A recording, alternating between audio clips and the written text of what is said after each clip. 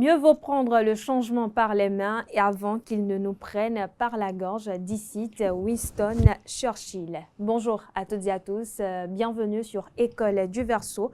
Nous sommes le lundi 5 août de l'an 2024, ravis de vous retrouver chers internautes, après quelques jours de congé avec Raimi Amoussa. Raimi Amoussa qui est métaphysicien, plasticien, mais aussi écrivain. Avec lui, nous allons nous entretenir sur le thème métaphysique du suicide entre envoûtement, le beau, la sorcellerie et le karma. Je rappelle d'entrée que nous allons aujourd'hui nous focaliser uniquement sur l'envoûtement. Bonjour à vous, Raimi Amoussa. Bonjour à toi, ma soeur. Comment allez-vous ce matin? On rend toujours grâce à Dieu et aux membres de nos ancêtres. Merci d'être avec nous ce matin. C'est un plaisir de vous retrouver. Et on rend grâce à Dieu. Vous savez, comme vous l'avez mentionné, nous on dit du travail à la récréation et de la récréation au travail. Et permettez que nous rendons hommage à notre grand parrain, M. Adeoti, notre chef ici. Oui. Et à vous aussi, à mon frère Kader, à vous tous, hein, les hommes de l'ombre. Tout à fait. Et que la santé soit toujours avec chacun de nous. Amen. Merci à vous, Raimi Amoussa. Je rappelle que le thème de ce nouveau numéro, c'est métaphysique du suicide entre envoûtement, le beau, la sorcellerie et les karmas. On va faire en plusieurs séries. On parle aujourd'hui uniquement des envoûtements. D'entrée, dites-nous, c'est quoi l'envoûtement? Merci. Quand vous avez fait des études à la fois universelles et daomiennes, l'approche de la notion de l'envoûtement n'est plus les mêmes. La plupart du temps, l'envoûtement vient de ce que nous appelons les dépressions, les névroses. Mais il y a l'aspect daoméen où l'envoûtement peut venir de ce que nous appelons les glos, les beaux, dangereux. Comme ça peut venir de la sorcellerie. Mais au-delà de tout ça, chacun de nous naît avec des karmas. Et parfois, quand nous traversons des périodes où certains karmas agissent, ça peut nous amener dans des fragilités qui font que le mental s'affaiblit. Parce qu'il ne peut pas y avoir envoûtement tant que le mental est fort. Ça veut dire quoi? L'envoûtement, c'est d'abord cette capacité qu'ont certains à d'abord affaiblir votre mental de manière à vous faire des injonctions, des implantations d'ordre, de manière à ce que vous n'ayez plus vous-même votre volonté propre pour agir. Mais vous agissez suivant ce que quelqu'un d'autre, soit à distance, soit par des injonctions de nourriture, au pire des cas, s'il vous plaît, madame, par le cesse, Oui. On vous conditionne. Voilà. Est-ce à dire que pour envoûter quelqu'un, il faut forcément que cette personne soit quelqu'un de dépressif, quelqu'un qui traverse des moments difficiles? Est-ce que l'envoûtement réussit seulement à des personnes qui sont faibles d'esprit? D'abord, vous ne pouvez pas envoûter quelqu'un qui n'est pas, je préfère ne pas dire faible d'esprit, mais qui ne traverse pas un moment de baisse mentale. Le problème, c'est au niveau du mental. Tout à l'heure, vous donnez des exemples avec mon caméraman qui parlait de l'homme qui a eu la femme par le gris-gris, Oui. le gris-gris mauvais comme on dit. Hein? Mais aujourd'hui, la dame dit je n'en veux plus. Mais le problème, c'est que quand vous avez assez envoyé de gris-gris à quelqu'un, le jour maintenant le gris-gris ne marche plus, il y a ce que nous appelons le retour à l'envoyeur qui commence. Vous-même, vous allez subir les perturbations de ce que vous lui avez fait pendant des années. Je ne sais pas si vous voyez. Pour vous dire quoi? Le premier terrain pour qu'on vous envoûte, c'est d'abord les confidences. D'accord. Si on ne sait pas que vous traversez des pays, excusez-moi, hein, le meilleur sorcier, c'est le plus puissant des agents de renseignement. Celui qui va vous envoûter, c'est qu'il vous connaît. Soit il a vos témoins. Les ongles, la salive, le sperme, Je ne sais pas si vous voyez. C'est pour ça qu'on dit souvent que l'ennemi n'est jamais loin, il est toujours proche de vous. Parce que quelqu'un qui ne sait rien de vous ne peut rien faire. Chez nous, dans la culture nago-yoruba, on dit « il est Nikua ». C'est dans la maison que se trouve la mort. Celui qui ne vous connaît pas, comment il ne connaît pas votre carte, vos faiblesses ni vos forces. Supposons que on sait que, bon, hein, vous aimez tel gars, bon, quand souvent le gars, si on ne sait rien de vous, qu'est-ce qu'on va faire? Parce qu'il faut qu'on connaisse vos temps de faiblesse. Oui. Chacun de nous a 7 temps de relâchement. Par exemple, quand on sait que, bon, souvent telle personne-là, il boit. Mais on sait qu'on peut l'emmener même à d'abord boire assez. Or, on sait que dans cette période où vous êtes saoulé, on peut vous faire des injonctions. Parce qu'il y a 2 types d'injonctions, madame. Okay. Il y a les injonctions physiques où on peut vous empoisonner. Oui. On peut vous emmener à un état de somnolence. Je ne sais pas, nous on appelle ça l'hypersomnie, c'est-à-dire vous avez de ces gens en drogue de manière à ce que tout le temps ils font que dormir. Or, vous ne vous rendez compte de rien. Vous ne vous rendez compte de rien. Mais le plus dangereux, c'est quand la personne, excusez-moi, peut rester loin et simplement en vous visualisant, c'est-à-dire là, votre visage en tête, quoi. Je ne sais pas si vous voyez. Tout à fait. Au pire des cas, certains n'ont même pas besoin de votre visage. Votre prénom usuel suffit. Alors, on parle d'envoûtement. Quelles sont les différentes catégories d'envoûtement? D'abord, vous avez, comme j'ai commencé, il y a les envoûtements par la nourriture. Okay. Mais il y a aussi les envoûtements par ce que nous appelons les témoins, c'est-à-dire ongles, salive, tout ce qui vient de vous. Oui. Mais il y a aussi les envoûtements par la sorcellerie. Il y a les envoûtements par ce que nous appelons au Dahomey les gris-gris. Oui. Mais il y a aussi les envoûtements que nous subissons dans des périodes karmiques. Je ne sais pas si vous me suivez. Il y a des envoûtements que nous appelons familiaux, c'est-à-dire il y a de ces familles, excusez-moi, on dit dans ces familles que quand quelqu'un veut réussir là, c'est il y a toujours soit une femme ou un homme là, on ne sait pas ce qu'on lui a fait. Lui là, naturellement, il n'a pas besoin d'aller voir quelqu'un ou de connaître quoi que ce soit. Il a le mauvais œil naturel. C'est un type d'envoûtement dangereux. C'est-à-dire la personne naît avec le mauvais œil. Et quand, excusez-moi, il vous croise ou il est mécontent de vous, votre réussite ne lui plaît pas, mais si vous n'êtes pas fort, il vous injecte la malchance. Mais justement, parlons de mauvais œil. Qu'est-ce qui est à la base de cela? Vous savez, la question que vous posez pour le problème de la réincarnation, on n'est pas nouveau, nous sommes tous des suites, madame. Je ne suis pas à ma première incarnation. Nous sommes tous des successions. Et suivant ce que nous avons été dans les autres incarnations, oui, notre sang en arrive à avoir une fréquence vibratoire donnée. Tout est question de fréquence vibratoire. Il y a des gens, vous ne pouvez pas les envoûter parce que leur sang est naturellement d'une fréquence vibratoire élevée. Je ne sais pas si vous suivez. Oui. Pour vous dire quoi? La plupart de ceux qui ont été très négatifs dans les vies passées, ces karmas négatifs les suivent et colorent leur sang en sang de démon. Remarquez aussi que nous appelons quelque chose, il y a les mystères du nombre 5.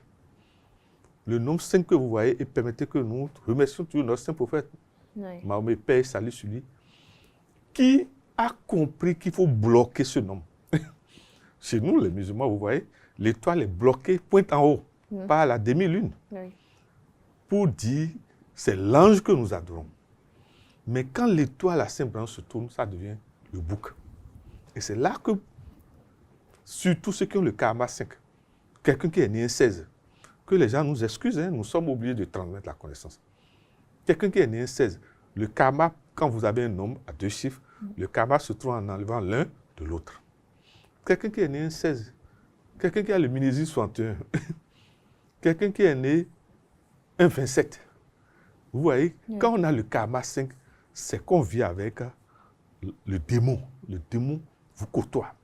si vous ne faites pas un travail avec le nombre 7, c'est-à-dire la divinité, la positivité, mais si vous ne savez pas faire, partout où vous êtes, tôt ou tard, les gens vont dire, mais celui-là, il nous crée des problèmes. Alors, je vais revenir sur le mauvais œil. Ceux qui sont nés avec ça ou ceux qui sont souvent dérangés par cela, quels sont les moyens pour atténuer les effets ou pour les protéger en quelque sorte?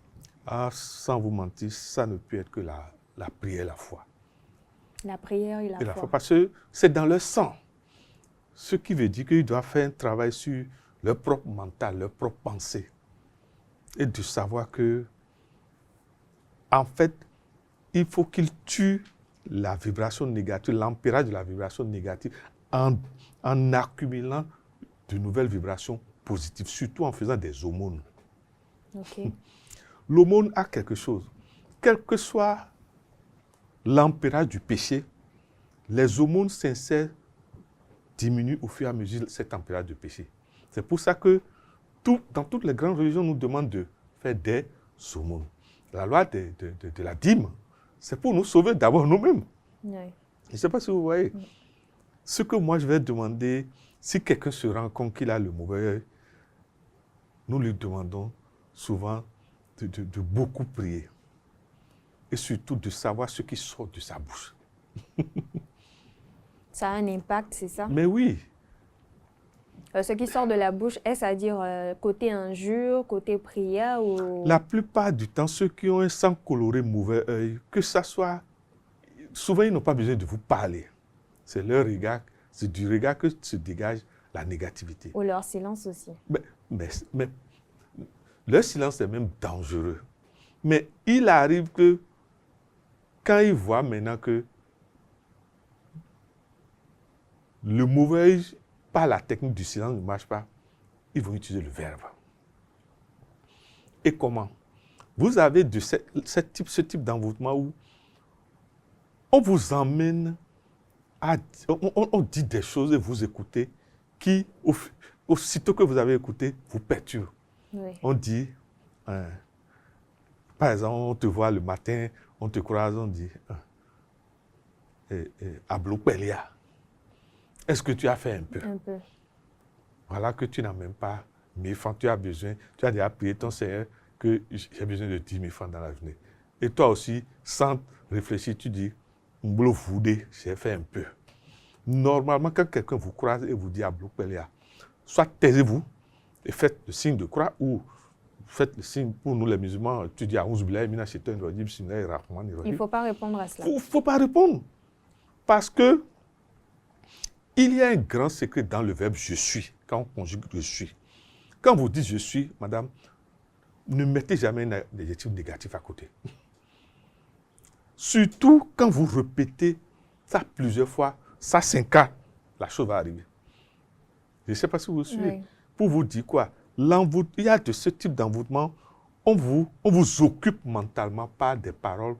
Des pensées négatives. Négatives. Et tu sais que j'ai rêvé sur toi et tu as eu accident. Alors que la dame prend sa moto et veut sortir. Si elle ne sait pas faire, elle va faire accident. Juste parce que quelqu'un aurait dit quelque chose comme ça. Alors, Aïm, ça vous parlait tout à l'heure d'envoûtement de loin. Est-ce la même chose que l'envoûtement de transfert? D'abord, ce que nous appelons l'envoûtement à distance fait appel à la pensée, à la volonté. C'est souvent des gens qui sont, excusez-moi, souvent ce sont des gens qui ont l'habitude de faire des travaux d'augmentation de leur ampérage. Soit c'est un égrégore. C'est quelqu'un qui appartient à un égrégore. Je ne sais pas si vous voyez. Oui. Et peut-être l'égrégore n'est pas au courant qu'il utilise l'égrégore pour du fait que, par exemple, vous allez à la messe, vous suivez, et lui profite des moments de communion et il utilise l'énergie des autres pour attaquer. Par contre, l'envoûtement de transfert, on sait que, bon, vous voyez votre bic là, vous l'avez utilisé plusieurs fois. Tout ce que nous touchons plusieurs fois en magazine, ça devient comme mémoire. Je ne sais pas si vous voyez. Mais dès l'instant où la personne a ce témoin, la personne peut, si elle est forte, injecter un ordre de manière à ce que quand l'élément reprend contact avec vous, ça s'infuse en vous. Et vous allez exécuter l'ordre si vous-même vous n'êtes pas fort. C'est pour ça que nos parents dormir nous demandent, au moins avant de dormir, d'utiliser des techniques d'isolation et de nettoyage. Je ne sais pas si vous voyez. Ouais. Comme, par exemple, on nous demande, par exemple, il y a de ces choses-là, on vous dit, buvez avant de sortir ou buvez avant de dormir, pour annuler. Je ne sais pas si vous voyez. Tout à fait. Il y a autre chose, c'est ces envoûtements par ces émissions que vous regardez à la télé. Le Dahomey n'admet pas le suicide. Mais aujourd'hui, avec ces émissions-là, on voit des gens en direct se suicider. Justement, parlons de suicide. Quelles sont les raisons qui peuvent amener quelqu'un à penser que le suicide pourrait être une solution pour régler ses problèmes? D'abord, le suicide n'est pas une solution pour régler quoi que ce soit comme problème. Parce que, ce n'est pas à nous-mêmes qui nous sommes donné la vie. Notre vie n'appartient pas à nous-mêmes. Chez nous, les Dahomey, notre vie appartient à Sebolissa et aux ancêtres. Et le Saint-Coran le dit bien. Hein? Il dit même celui qui se suicide va continuer à vivre l'enfer. Justement, ça m'amène à vous poser la question, quelles sont les retombées spirituelles que le suicide peut avoir? Ça ne peut être que retombées négatives parce que d'abord, votre famille est mal perçue. Vous venez, celui qui se suicide humilie sa famille d'abord. Ah, dans cette famille-là. Et si vous ne savez pas faire, un jeune homme, il vient, il dit, bon, papa, maman, j'aime telle femme, il dit, était dans cette maison-là. Donc, pour vous, le suicide, c'est un péché? Je ne veux pas juger, mais quand je prends les saints livres, le Saint n'admet pas le suicide. Si vous voulez aller lire dans la Sainte Bible, comme dans le Coran, comme dans les grands livres sacrés, le suicide n'est pas accepté. Parce que d'abord, si vous prenez la tradition dahoméenne, celui qui se suicide, on ne l'enterre pas dans le même cimetière que les autres. On l'enterre en dehors de la ville et du village. Je ne sais pas si vous voyez. Ouais. Et dans notre tradition, la chambre sacrée des Assailles, celui qui se suicide n'a pas son Assailles dans cette chambre. C'est dehors. Dehors. Vous voyez, ça veut dire que... Et puis, les gens qui se suicident, nous, on les appelle les âmes errantes. Ils ne sont jamais en paix. Pourquoi? Mais vous avez arrêté votre âge, comme on dit. Le cycle de vie. De votre vie, ça veut dire quoi? Vous allez errer jusqu'à l'âge va venir d'abord. Et c'est en son temps que l'âme trouve la paix. Ah, et qu'on va vous juger, s'il vous plaît. Alors, on remarque quand même aujourd'hui que certaines personnes, à travers leur façon de parler, leur façon de se plaindre ou de s'exprimer, on peut déjà dénoter si cette personne-là a des tentations ou des intentions suicidaires, si je m'exprime bien. Selon vous, comment peut-on reconnaître des personnes comme ça? Quels sont les symptômes où on peut se dire, à telle personne-là, de la façon dont il parle, il est capable d'aller se donner à la mort? D'abord, je vous remercie pour cette question qui pose le problème du vivre en communauté. Oui. Vous voyez, ici à Usaï, vous êtes ici, les caméramans sont là, Madame Ruth est là, hein, le frère Cadet est là, le DG Adioti est... Mais quand vous sentez que celui que vous côtoyez tous les jours, l'inhabituel apparaît, il faut commencer à s'intéresser à lui. Je ne sais pas si... Il faut se poser des questions. Celui qui a l'habitude de bien manger, il commence par ne pas bien manger. Celui qui est tout le temps dans la joie, il commence... La normale indique que nous devons nous intéresser à notre prochain, quand la normale apparaît. Autre chose, mais comment se fait-il que cette fille qui ne te plaît jamais, brusquement commence par te plaire? Il y a une anomalie. Et parfois, l'envie est tellement... Il se peut que ça soit une injonction d'envoûtement. Je ne sais pas si vous voyez. Oui. Pour vous dire qu'il faut surveiller en chacun de nous la normale quand ça apparaît. C'est-à-dire quand l'inhabituel commence par s'installer dans l'habituel, nous devons savoir que il faut faire très attention. En famille comme entre amis, entre amis, en public, dans la société. Au boulot, je ne sais pas. Chacun de nous ne doit pas se taire sur quand la normale se constate autour de lui. Je ne sais pas si vous... Oui. Autre chose, je vous en prie. vous, nos sœurs, quand par exemple un homme s'intéresse à vous, essayez de peser réellement son poids financier. Ne lui demandez pas ce qu'il ne peut pas. Parce que parfois, c'est la femme qui emmène l'homme à commettre des actes impossibles. Le monsieur gagne peut-être 50 000, vous lui demandez 100 000. Mais il serait judicieux aussi de demander à ces hommes-là de s'approcher des femmes dont ils sont capables de pouvoir assumer la responsabilité. S'il vous plaît, parfois, je vous en prie, ne dites pas ça, madame. Parfois, ce qui vous plaît, vous ne maîtrisez pas tout ce que ce qui vous plaît peut vous demander. Je ne sais pas si vous suivez. Ouais. Il arrive que toi qui n'as rien, c'est l'enfant du président Talon qui te plaît. La fille du président, tu te rends compte que tu t'es laissé jusqu'à... S'il vous plaît, parfois, il y a ce que nous appelons le karma qui attache les gens. Je ne sais pas si vous voyez. Ouais. Que Dieu fasse que pareille épreuve ne nous arrive pas. C'est la prière qu'on peut faire. Parce que parfois, les causes du suicide sont... Vous voyez, il y a par un exemple, on a dit que la dame a refusé le sexe au mari et après, on constate que le monsieur s'est suicidé. Dieu sait ce qui est là. Je ne sais pas si vous suivez. Ouais. Pour vous dire quoi? Moi, je demande simplement à chacun de nous, et surtout à nous qui sommes parents, de ne pas laisser l'auto-survie seulement à nos enfants. Nous devons, si vous voyez que nous commençons cette série d'émissions, c'est d'abord pour accompagner le gouvernement. Je ne sais pas si vous voyez. Oui. Et deuxièmement, pour accompagner notre grand-parent à Esaïe. Parce que d'abord, c'est une grande université. Nous devons transmettre des connaissances à nos étudiants et étudiantes pour qu'ils deviennent des hommes responsables. Justement, parlons de connaissances. On va revenir un peu sur les différents types d'envoûtements. Vous avez évoqué tout à l'heure les envoûtements par témoin ou les envoûtements à témoin. Comment cela se manifeste?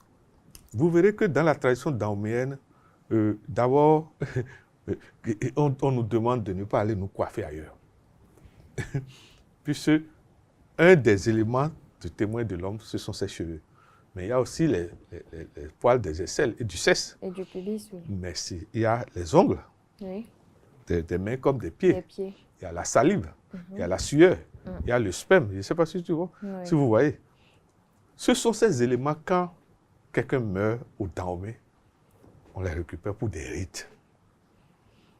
Or, ces éléments sont des supports mémoire de ce que nous sommes. Oui. Dès l'instant où quelqu'un a accès à ça, la personne peut vous infuser à travers des rites qu'il pratique ce qu'il veut si vous n'êtes pas vous-même fort. Je ne sais pas si vous voyez. Parce que dans le même temps qu'on peut vous envoûter, il y a dans la tradition dahoméenne de ces beaux gris-gris. Oui. Si vous envoûtez, il y a des gens, si vous envoûtez, vous dites qu'il va y avoir un accident à midi, vous aurez l'accident vous-même à midi. Alors, quels sont les symptômes de l'envoûtement? Comment reconnaître une personne qui est sous l'effet de l'envoûtement? C'est souvent quand ils commencent par adopter des comportements inhabituels. Mais au-delà de ça, il y a de cette douleur inexplicable Oui. que vous allez chez le médecin ou même chez le psychiatre ou le psychologue, on ne trouve pas les causes. Les causes physiques, on ne les trouve pas.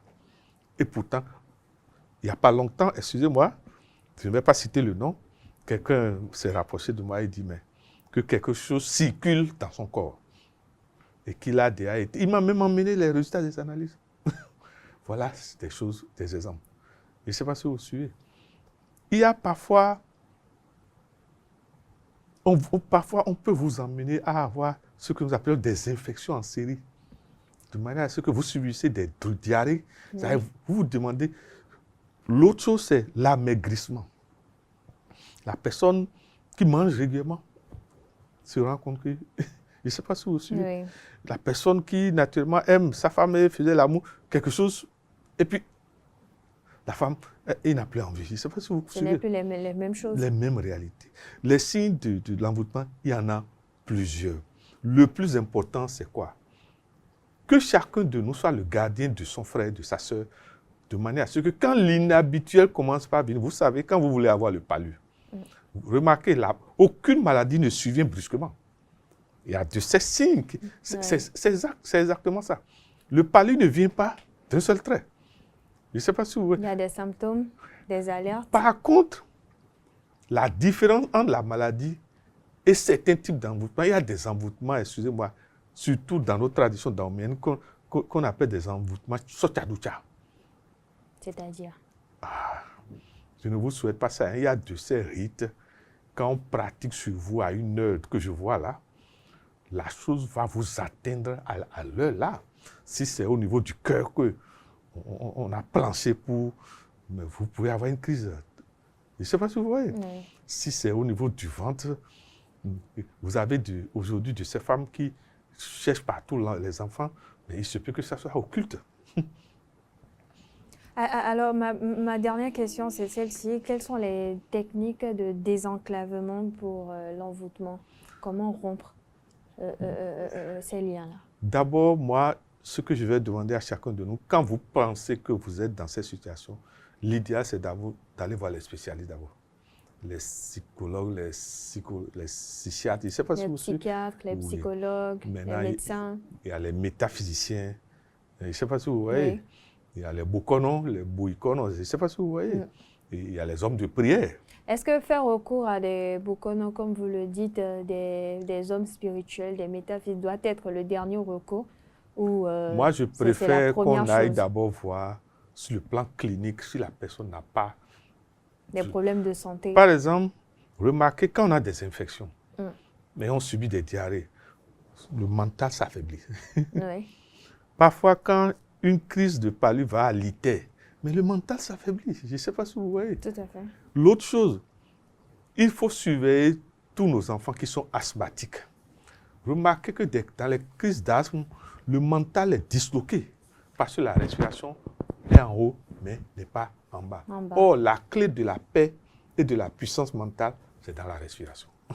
Merci à vous, Raimi Amoussa. Merci de nous avoir édifiés sur la thématique du jour, à savoir métaphysique du suicide entre envoûtement, le beau, la sorcellerie et les karmas. Je rappelle à nos amis internautes que Raimi Amoussa est métaphysique, il est plasticien, mais également écrivain. Il est également joignable au numéro suivant 97 08 10 75. Voilà qui met un terme à École du Verseau de ce lundi. Merci de votre attention. Merci également à vous, Raimi Amoussa, pour cette disponibilité.